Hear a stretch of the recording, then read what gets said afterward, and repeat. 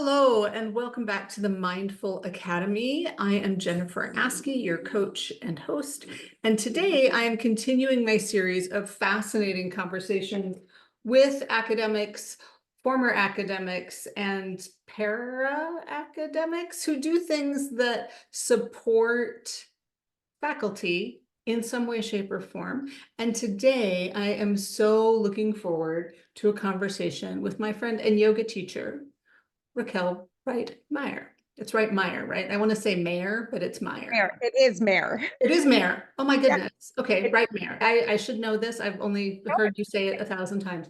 It's the German thing, right? My brain goes weird places when I see men. Here we are. Raquel and I are on Zoom. She is in Philly. I am in Edmonton, but we're going to have a conversation about supporting yourself as a working faculty member, as a whole person. And so Raquel, I'm going to turn it over to you and ask you to talk a little bit about like the research you do and your role. We'll start with you as the professor, and then we'll let the circles ripple out from there. So start with that. Absolutely. It's so great to be here, Jennifer. So I am an associate professor of higher education and have spent most of my professional life in higher ed, first on the administrative side, now for the last decade on the faculty. And I like to describe myself as a professor whose research sits at the intersection of higher education, equity, and justice. My work centers the lived experiences of those who've been historically marginalized in academe, with a focus specifically on how systems of power, for example, white supremacy, patriarchy, cis heteronormativity, are embedded in our institutions. To that end, my sort of niche area is looking at the experiences of racially minoritized faculty in higher. What's ironic about that is when I started my PhD, I never thought I would actually become a faculty member at the time. I know, right? I was Then why on earth? I know. I was so focused on the admin route and then fell in love with research and had an opportunity to co-teach with one of my professors. And I had, as an administrator, actually taught like a first year experience class, but my doctoral experience really gave me this newfound love for something that I didn't know I could love, because I had no clue what it meant to be a faculty member on the tenure track.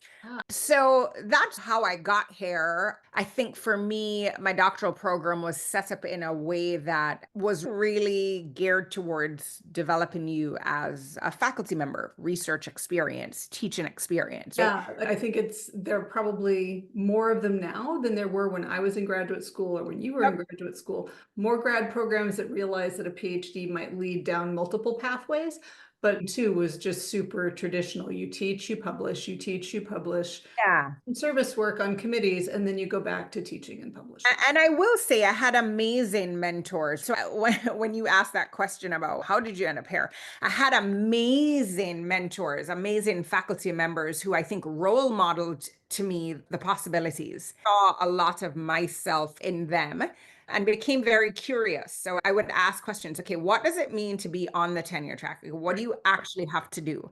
They were kind and patient and really excited that I was curious. Yeah. So for me, I think that's what really, really was the impetus for that.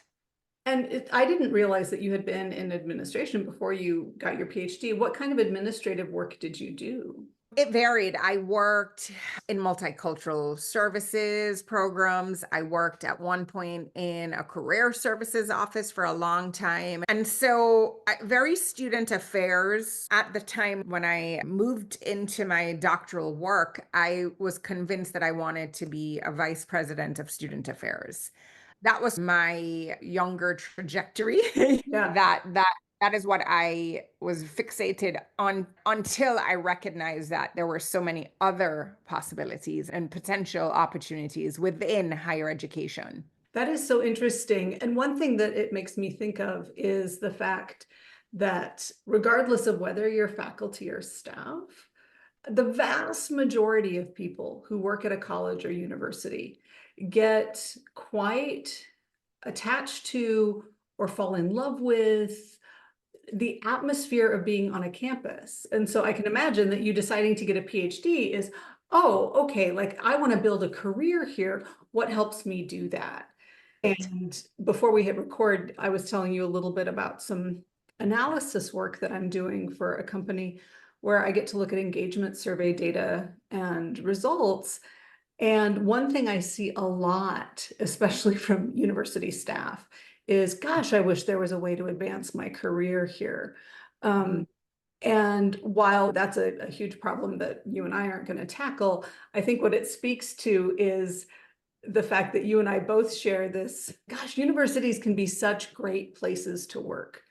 All of them are, and not every office is great, but like this commitment that I have to how do we as individuals create careers and lives where we work at institutions and we are whole. The institution sees us as whole and cares about our well-being. And I think that universities and colleges are uniquely placed to do that because even though they follow corporate structures and neoliberalism is real, like they're not bottom line profit driven, pure profit driven organizations. So there is like this utopian dream of working in a university where we can be well and be whole people. And imagining that's part of what drew you to try to build your career, and then it sent you down a different pathway. But does that motivation ring a bell with you? Absolutely, absolutely, Jennifer. And I think for me, and you know this as a recovering academic, right? I loved that you coined that phrase. I loved it. When you first said it, I said yes. The institution that we operate in today looks significantly different, right? Though there are many things that remain the same, to your point, neoliberalism was not necessarily the driver 40 years ago, right? Look different. I think for me, I believe higher education can be a space for liberation, but only if we're willing to do the deep, hard, dirty work of reimagining how we lead, how we teach, and how we engage. And it is deep, hard work, both Absolutely. individually and institutionally, right? Of course, for all constituents, faculty, staff, right? And so for me, when I think about higher ed and I think about leadership too, for me, it's about this sort of radical honesty, heart-centered accountability, Yeah. this unwavering commitment to equity, not just in theory, but how we show up every day. So in my work, I talk a lot about this checklist mentality, right? It sounds good to say these things. It also sounds good to say, hey, I checked these things Right. off my list. Yeah. In actuality, what does that look like? Yeah. Yeah. So from your perspective as a former administrator and current associate professor who researches higher ed, what is, if you could pull a group of presidents and provosts aside, what do you think that leaders in higher ed need to hear or need to know? I think that's a loaded question. It's a It great is. question. A It's great very loaded. question. Yep, it's a great question, but it's a loaded one. And I think depending on the context, depending on the landscape, that answer can change. I Okay. think higher ed leaders today need to understand that, and I think many of them do. I think there are lots of them who don't, though. I think they have to understand that this moment calls for more than just policy shifts or performative DEI statements. We're in a time of chaos, in collective grief, burnout, and quite frankly, a reckoning. I think institutional leaders must have the courage to slow down, to listen deeply, and to really be willing to challenge the systems they've inherited, even when it feels uncomfortable. Interesting that you say slow down in the analysis work that I was doing yesterday. There was a real call on the part of the university employees. Can you stop and listen? Can you come by and have a conversation? Can you be in dialogue as opposed to just, right, policy, rules,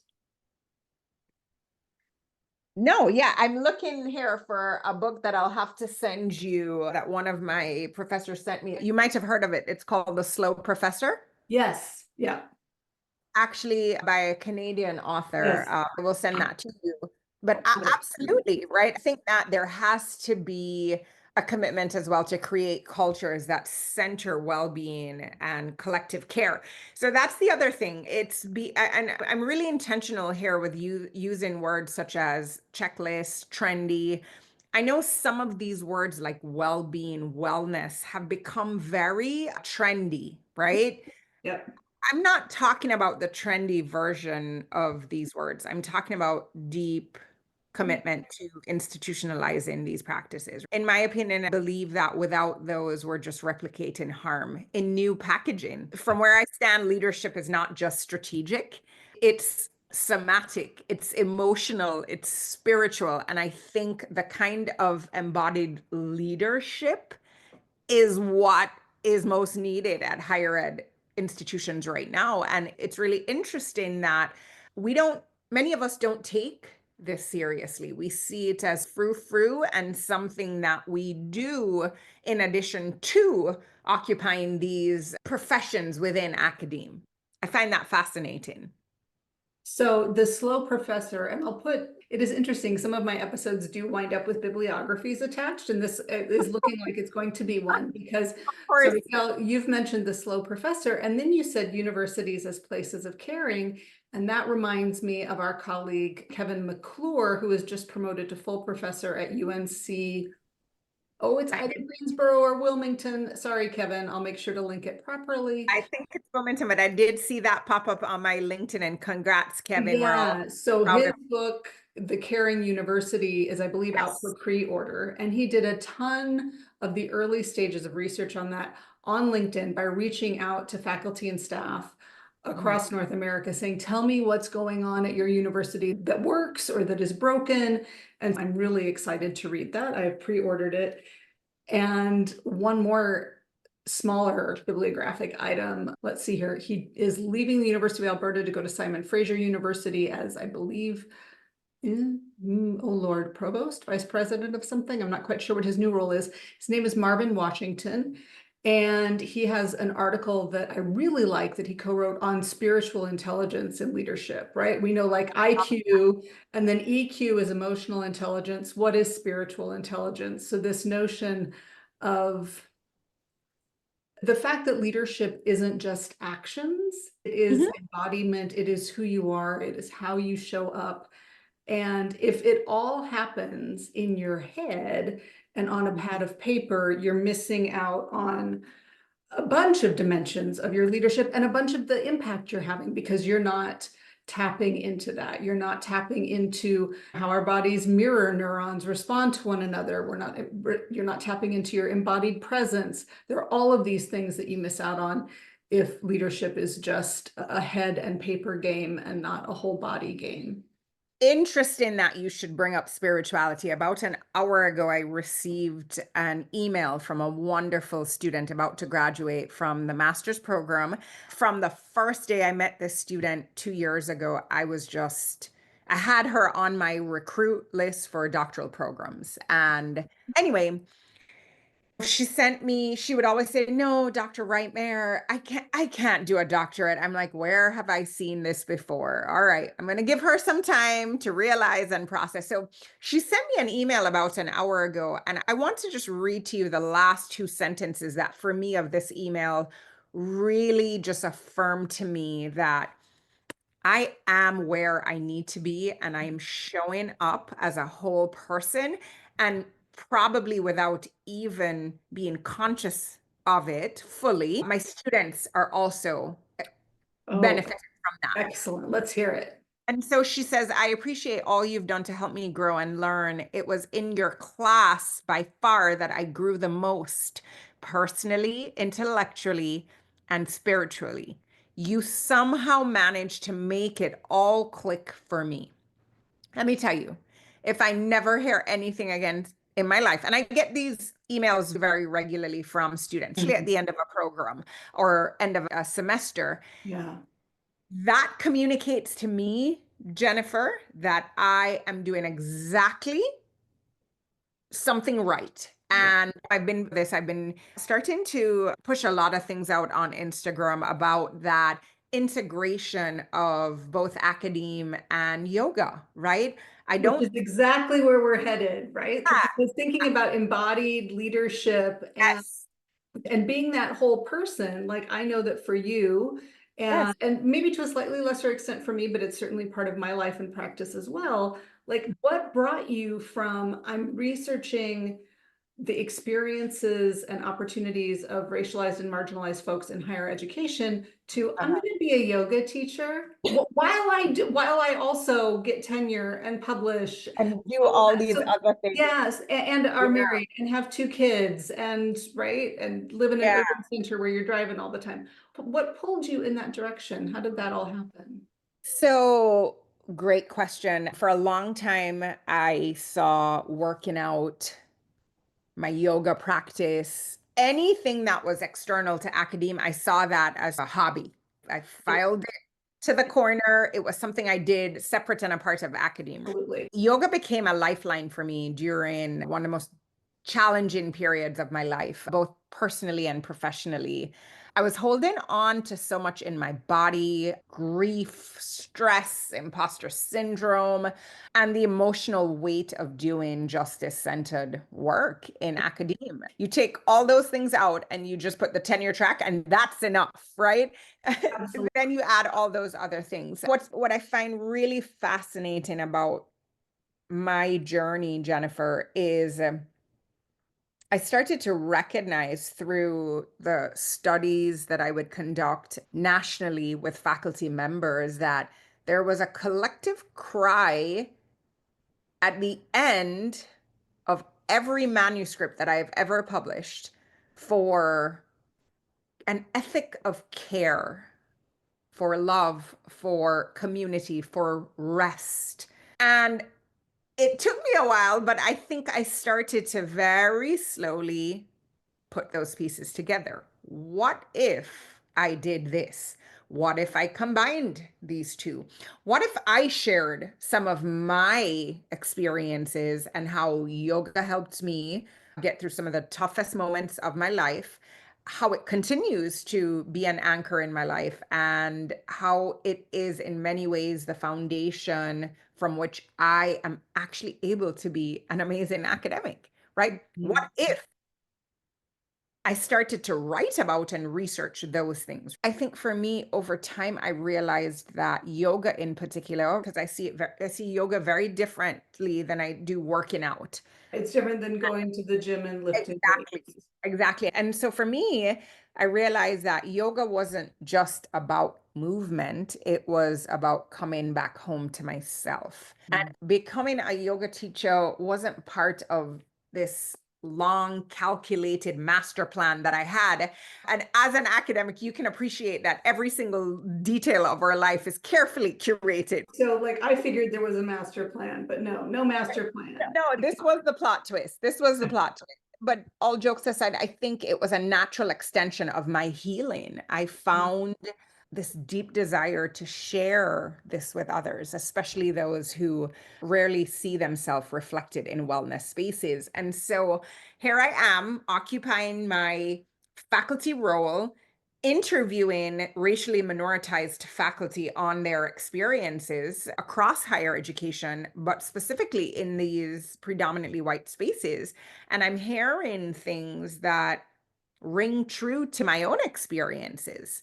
So that's how it all came together. And then here we are, the opportunities that have come from the synergy of both. I said to my doctoral advisor, who I saw last week in Denver, I said to him, were you ready for this plot twist? Because I sure wasn't.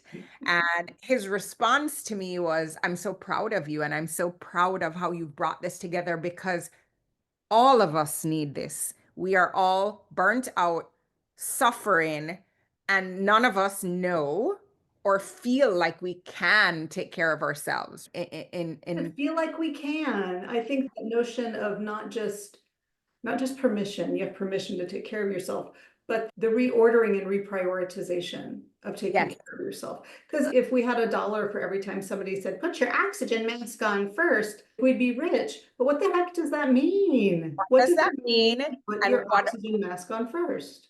what are you doing to Yeah. support that? Because that sounds great. Doesn't it though? But then when the 10,000 requests come after that, you're invalidating your very sentiment of prioritizing well-being, but at what cost? Yeah. So what you said something that I want to circle back to. So your academic research focuses on racially minoritized folks who historically and still today don't often see themselves represented or welcomed or supported in institutions of higher education. And then like you take up yoga, it becomes an anchor for you. You start talking about it and you realize, oh, these same people also don't see themselves in the local yoga studio. Mhm. Mhm. So yeah, I would love to hear what you have to say about Yeah.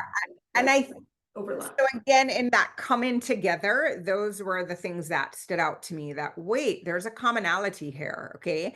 I'm researching and working in community with these folks who feel like they're alone in this space. And then we're in this other space here where the same thing is happening. And so it really forced me to go a little bit deeper. And I started reading and researching about wellness and well being. And then I started to look at the intersections of justice and wellness spaces and how some of these ancient practices and spaces have been co opted. That's to me how it started to come together. Ooh, there seems to be some common denominators here, some common experiences. But I'm also thinking through and have been thinking through how we can use our agency in these spaces. And so for me, I think this is a call in. I said this in my yoga class yesterday. I believe that this was a call in for me. It's been in my bone marrow to teach. I like to say research came after. I fell in love with research after. I've always been a natural teacher, and I use teacher over instructor because for me, teaching is an experience. It is how you guide and facilitate and create and help to co-construct with others. When I hear instructing, I hear someone just shouting out directives. And you've been in my yoga classes, so you know that is completely polar Right, opposite right. to how I hold space. And so I think for me, really being able to not just understand the experience of being in these very isolating spaces as a faculty member, but also over here, being in these spaces where you're not necessarily seeing yourself reflected, but it's still an opportunity for you to take holistic, sacred, ancient practices and fill your cup. And so for me, the invitation that this opportunity gave me was to bridge the gap and bring well-being, bring yoga in particular into faculty spaces. And how has that changed your practice as a professor or your view on your role as a professor?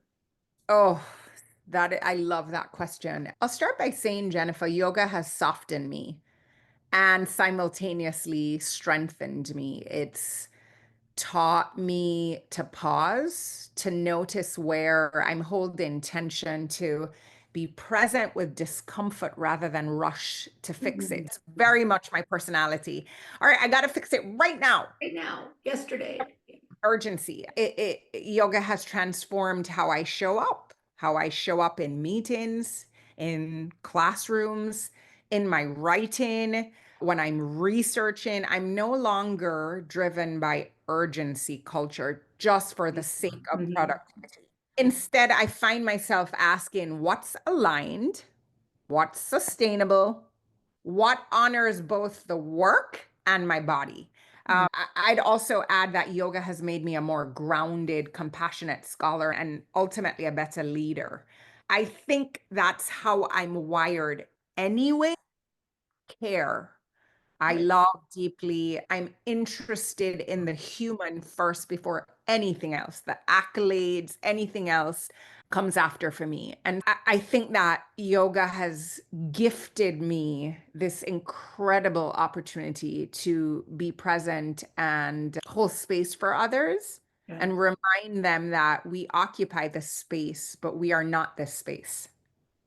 Oh, that's a lovely metaphor, actually. We occupy the space, but we are not this space. Yeah.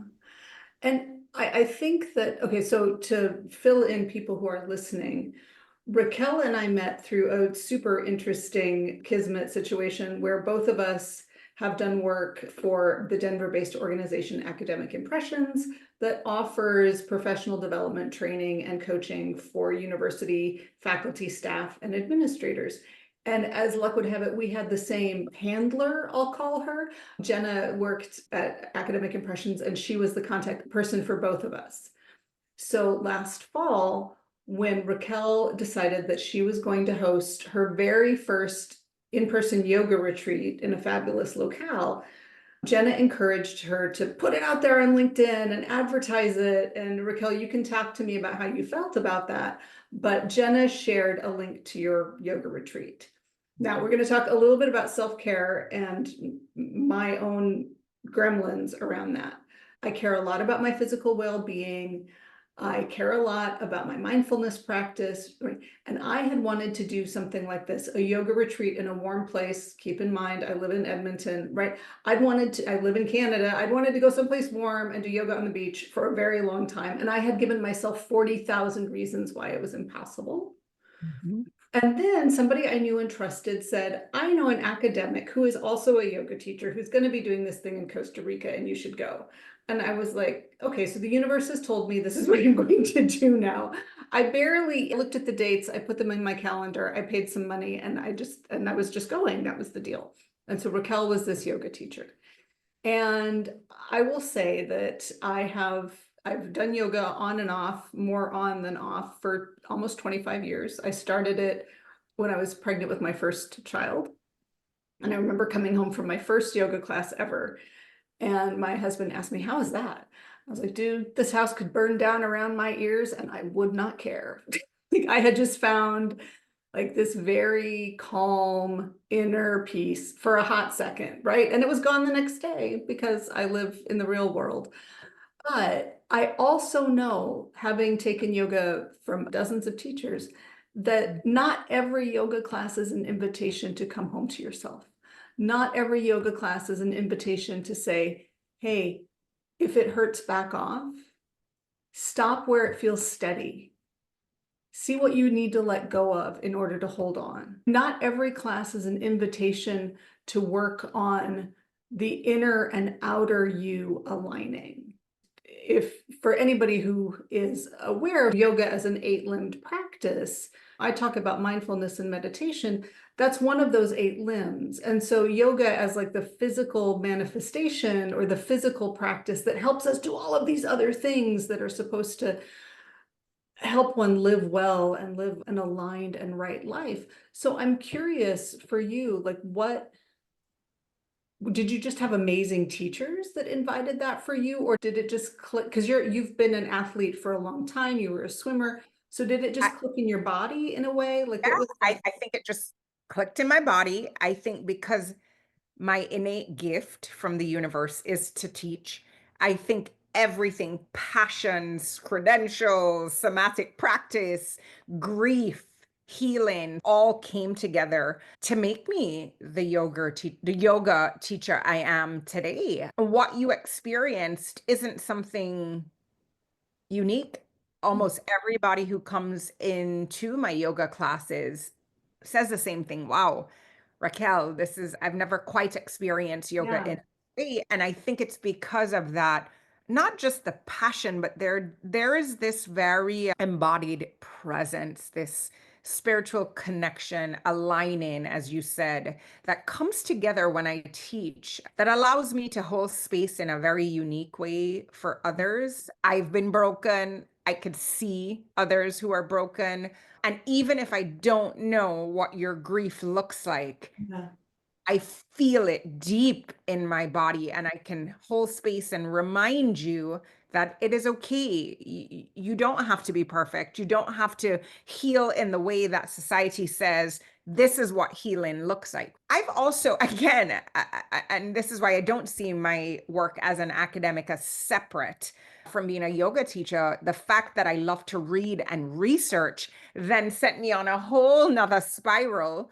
And I read about the yoga philosophies, right? I read about ancient yogis and gurus and how they taught. And so for me, it's this mashup of all those things, right? What I feel spiritually, what I feel in my body, as you rightly said, an athlete, I swam for many years, and noticing, okay, wow, when I go to the gym, I feel great. But then when I do yoga, I feel great in an entirely different way. Yeah, because I was a runner, not a good one. I was not an athlete. I don't identify as an athlete. I identify as an awkward child. Yes. But I did take up running in my 20s, and I've run several half marathons and a couple marathons. And while I did that, I did yoga. And I remember telling a very influential yoga teacher of mine in Manhattan, Kansas, that like I run so that my body looks a certain way. I do yoga so that I feel good.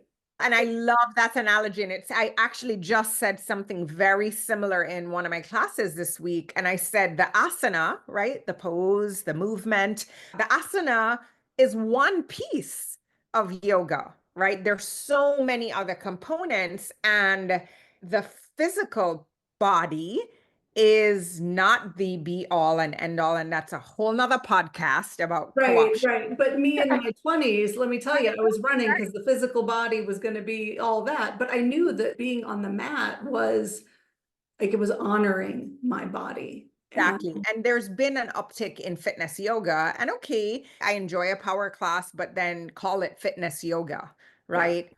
Call it what it is. yeah. And so, yeah, for me, I think it's this opportunity. I'm very creative in my research, as I am not a linear, traditional type of scholar. And so it's not, put it this way, anybody who knows me, Jennifer, this makes sense too, right? I think at Yeah. first it probably was like, huh? But if you really sit down and look at my trajectory, I was a very creative child. I did things off the beaten path. As a researcher, as a teacher, I do very radically different things that are Mm. innovative, that connect folks, that allow them to see themselves in this. And I think that's why I started integrating yoga into my academic work. When I realized and came face to face with the disconnect between what I was researching, right? So liberation, equity, healing, and Yeah. then how I was living and teaching.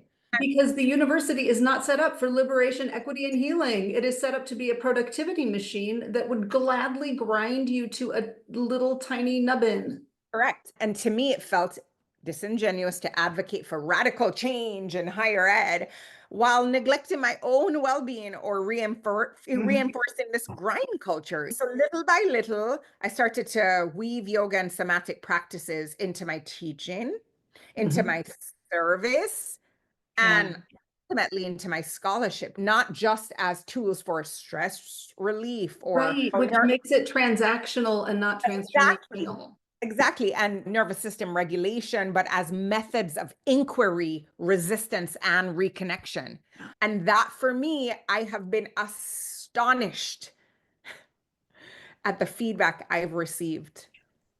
Yeah. It, it, it's shocking. It shouldn't be because I do this work, so I know, but how people have responded to it, Jennifer, has been remarkable. And I think I'll just say from where I sit that to return to the notion of permission, I think a common framework that I hear or feel or sense is this notion of permission to take care of yourself. And that is something very different from having somebody with a an authoritative, authentic voice saying, this is what we're doing right here in order to take care of ourselves in this space where we also teach and research and hold committee meetings and vote on tenure cases, that it's not something that we leave and do privately. And so the notion of that which affects us personally, I think that for women, We talked about this a lot at the yoga retreat. We were half and half split between Gen X and millennials. And I think maybe millennials have a bit of an edge over me, the Gen X type, with this notion that, oh, I can claim a certain kind of space here. I don't have to take my private grief, worry, concern, and hide it back here in my office behind my bookshelf. But if I voice that as part of my methodology and say, hey, if I believe in liberation, if I believe in feminism, if I believe in healing, if I believe in the power of education to literally transform us, my private version of transformation can also be something that people can take public inspiration and learning from. And Exactly.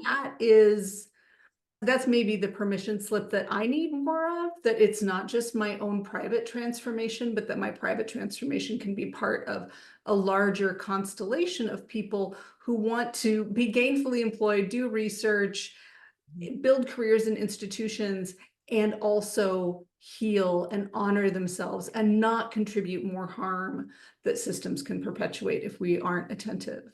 And I think it normalizes. So I am very symbolic of, wow, you can do these things. And you probably saw my Instagram post about the both and I posted it on. Yes. That has gotten so many, what do they call it? What do the kids call it? Oh my goodness, not likes, insights. Sorry, I'm trying to get with the Okay, yeah, well, yes, there is Gen Z lingo. comes next, right? And we're all But, lost compared but to. I think what has really pleasantly surprised me is how many people send me emails, DMs, text messages. A mentor of mine just a couple of days ago sent me, I left her a voicemail telling her how much I love her and just how she role models sisterhood and mentorship in a way that I've never quite seen happen. And she responded saying, thank you for modeling well-being to me. And I was like, wait, what? But I have received so much of this over the last couple months in particular, and it warms my heart. It reminds me that, okay, I'm stepping forward with a purpose that I probably didn't know of But 10 sometimes we years don't find ago. it until the path Yes. will rise to meet you. That's a So, saying for a good there reason, you I go. think. There you go. Absolutely.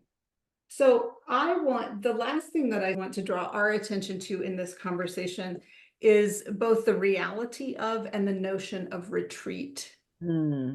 As I said, like I have longed for this concept of retreat, and not in the 2-day faculty leadership retreat sense of the word, but in Don't the, get me started on that one. do we have space and resources and support to spend time for ourselves, however you want to define that. Shortly before the pandemic, I did a 10-day silent meditation retreat. It was February in southern Alberta. It was cold. And it's the Vipassana retreat, which it's a worldwide movement. They tend to be pay what you can, but there are rules. There are no journals and pens. There are no books. There are no cell phones. You are discouraged from doing any physical practice other than a midday walk around the frozen yard. It was like being in prison a little bit, but you got to meditate for 10 hours a day.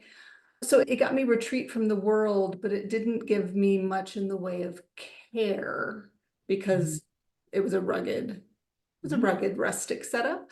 And so like the notion of retreat can be especially like what I did with you, a yoga retreat in Costa Rica, it can be Uh-huh. very much like aspirational female empowerment brand. Let's go to the beach and be well. Right. Or it can be something else. And between the intention that you set and the 9 of us who showed up, it was very much not like we were not there for Instagram, although Raquel has very strict rules about how you take a good selfie and how you don't. And I'm learning. It's I an would art. say It's an art. it's an art that I do not have mastered at all.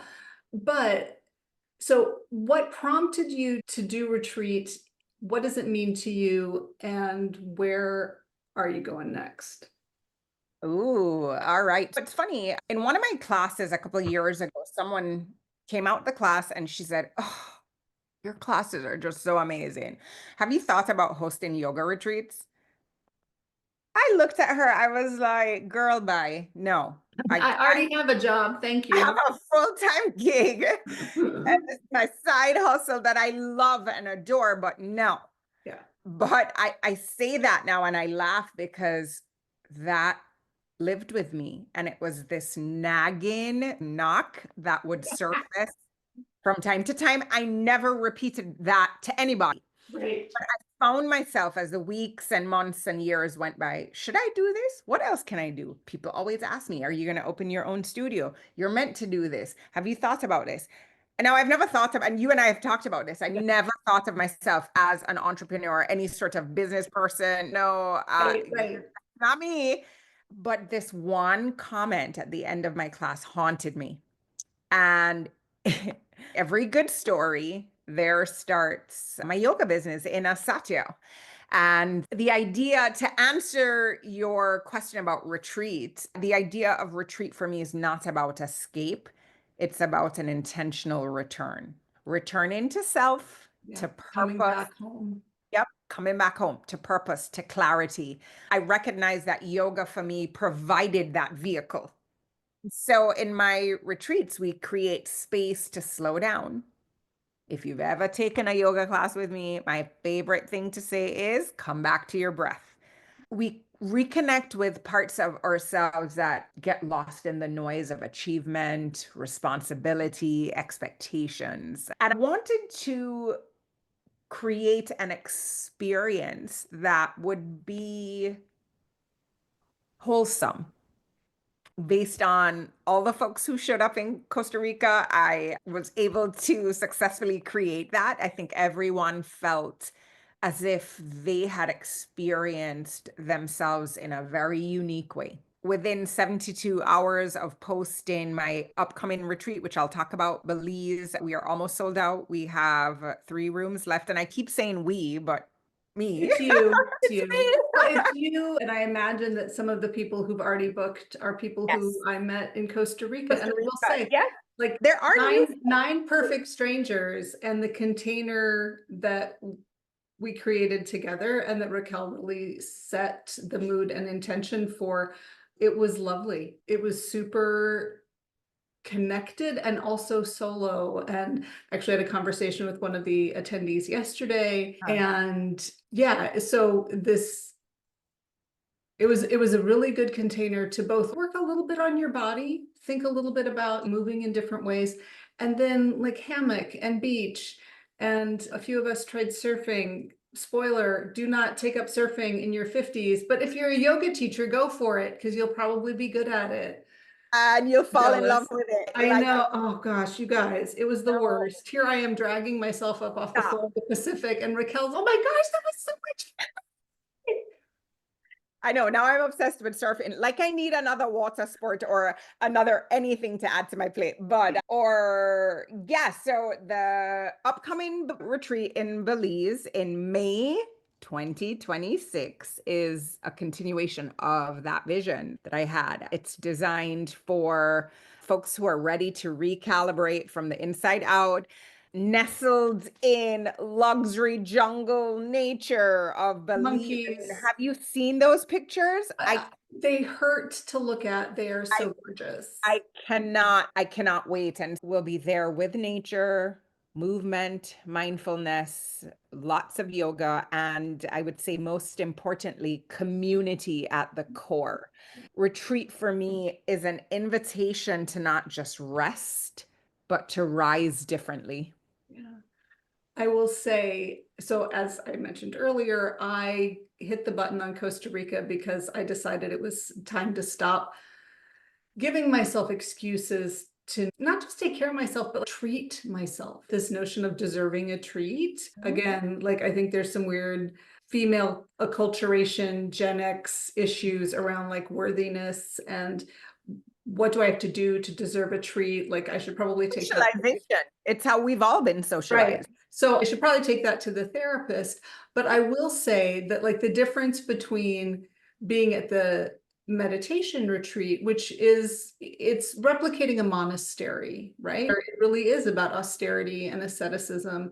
And there's something about that because you strip away all sorts of creature comforts and find out like who are you when you are in deep discomfort for a very long time. That was my big insight from 10 days of meditation. I was like, hold on, is this all about working through pain? And the teacher just looked at me and cocked her head and was like, isn't that an interesting insight? I was like, oh. What So a concept, right? right. I was like, oh no, it is crap. Pain is going to happen. Suffering is optional. But the retreat, this coming home to self, in the sense of also being a treat, I just want to say that as making the decision to treat myself by going to Costa Rica it was pretty empowering. And what I can see about Belize is it's luxurious. And I know that a lot of academics will say, oh, I can't afford that, or oh, that's too much. But also, if you're out there thinking, I'm tired of pasting together little snippets of things that may or may not work for me.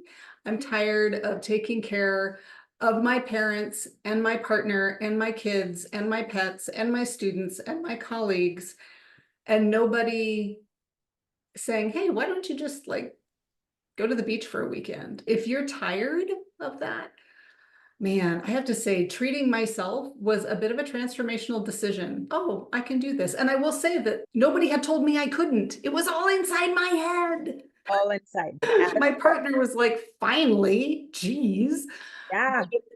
So I will, in the show notes to this, and when I put this out on Instagram and LinkedIn and all of that, I'm going to link to the registration page for the Belize retreat, but also to your Instagram, Raquel, because as Thank you you. mentioned, like the way that you are using Instagram to show, like, here's me giving a talk in my work clothes, being the professional academic, and here's me doing a headstand. And I will also say that if you can't do a headstand, you can still go take a class with Raquel. I still can't do a headstand, Yes. but Yes. she's not gonna make you And do the wheel. It's fine. yeah, listen, and that's one of the things that I'm trying to dismantle, right? This notion that because we can get into these poses, it's not accessible. The way I teach yoga is very accessibility is at the forefront Yeah. always. Yeah. So I appreciate you saying that, Jennifer. Those 9 people included 2 of us with knee issues, somebody who'd never done yoga before. Like Yes. we had the whole gamut. Yeah. Because that was another story I told myself. I can't go do this because I'm not fit And enough. you I don't would look that be way. surprised. You would be surprised how many people feel the need to tell me, hey, I'm not flexible. And my response usually is, I'm not either. You belong here, whether you're flexible or not, whether you're in jammies or leggings, it doesn't matter. This is a practice that is accessible and should be accessible, but has been co-opted and westernized in a way that make many folks feel that it is in fact inaccessible. And that you need to have a certain kind of body or wardrobe or amount of money or skin color or socioeconomic status or whatever to be a part of. And I really found both the group of women who came together and the way that you set up each class as a container of what are you going to do today? What are you going to focus on? Let's think about this thing together, and not just set your sankalpa and let's go, but like a few minutes just to get people grounded and moving into practice. And I think returning to the university environment, the notion of your committee meeting, your office hours, your class being a container that you create where people have an experience. And we can And say a unique one, a unique yeah. Jennifer, because it's one point of feedback that seems to always surface on my teaching evaluations. Dr. Wright-Mair is incredible in how she forces us to engage in very different ways of thinking, right? I have students painting, making playlists, doing things that my colleagues, I have a really good colleague, and anytime he sees me walk into class, it's always during week 8 when I have easels and paintbrushes, and he's oh boy, Dr. Wright-Mair is going to have them in their feelings and crying tonight. Yes, and you know what? Dr. Wright-Mair will never be forgotten. And so it's the same intentionality and innovation that I take into my yoga class. and these retreats, which I hope to host annually moving forward, where yes, we're setting our sankalpas, we're doing all these things, and also sitting with that. And then maybe journaling or going through some guided meditation and figuring out how we actually implement this in a way that transcends this particular space. Yeah. And setting an intentional space for people to have a curated experience of learning about the world or about themselves. Like that, it sounds like that's really important to you and very intentionally done by you. And I love it, and all the respect and gratitude for being there for people like me who wanted a space to do some intentional work and definitely got it. I appreciate that, So, Jen. so Pleasure. if you live in the South Jersey / Philly region, you can find Dr. Wright-Mair at a yoga studio.